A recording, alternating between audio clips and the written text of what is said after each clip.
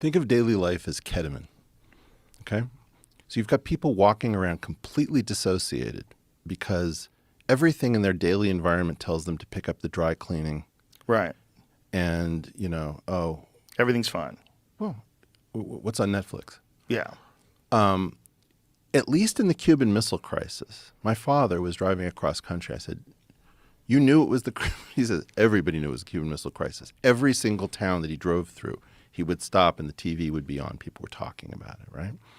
We are in some world where, and I think that we have to just talk about the fact that the United States is attacking ordinary, intelligent human beings by depriving them of any basic knowledge of what is actually going on. We don't know what happened with the origin of COVID. We have no idea about Epstein. We don't know what's going on with the vaccines.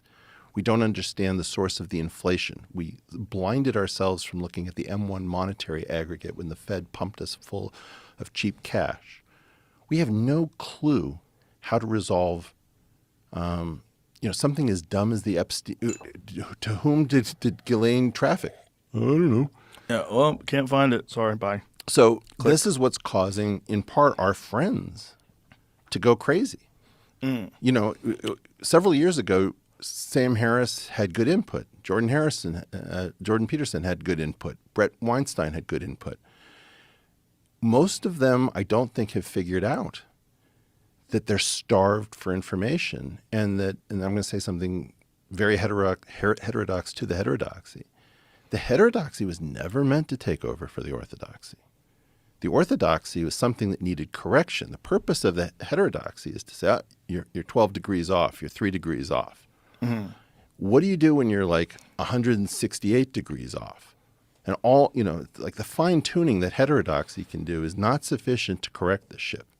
And what's happening to us, and I said this to Sam at a dinner with Dave Rubin right before Trump took over. I said, Sam, if you don't take a different approach to Trump, he's going to blow out your circuits. He said, what do you mean? I said, well, for every ambiguous thing that you can't resolve with Trump, raise 2 to that power. So if he puts 3 ambiguities in a series, you have 2 to the 3rd possibilities of what could be true. That's 8.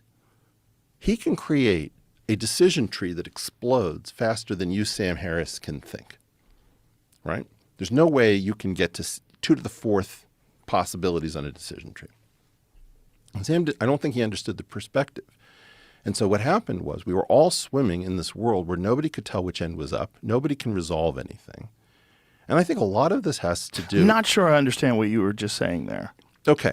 This decision tree thing that Sam, he was going to blow. Explain that. So let's imagine, for example, that I'm staying at a local hotel. Okay. And you don't know whether I'm staying at the Hyatt or the Four Seasons. Okay. And you also can't figure out whether I'm leaving at 1 o'clock or at 2 o'clock. And you don't know whether I'm going to be arriving by a white Prius or a black Escalade. You now have too many possibilities as to, well, what's the drive time for those 2 hotels is different. I don't know which car I'm looking for. There are 8 possibilities now of what could actually be happening because those are all independent. Right. When Trump created ambiguities, or now the Biden group is creating ambiguities by not telling us what's actually going on, you don't know how serious this East Palestine, Ohio spill is. Is this something that's going to burn off pretty easily, or is this getting into the corn crop that's going to be found in all processed food? I don't know. I don't know how much. It's a very good question. Right. Okay. So just every day you're being assaulted by completely unnecessary ambiguities.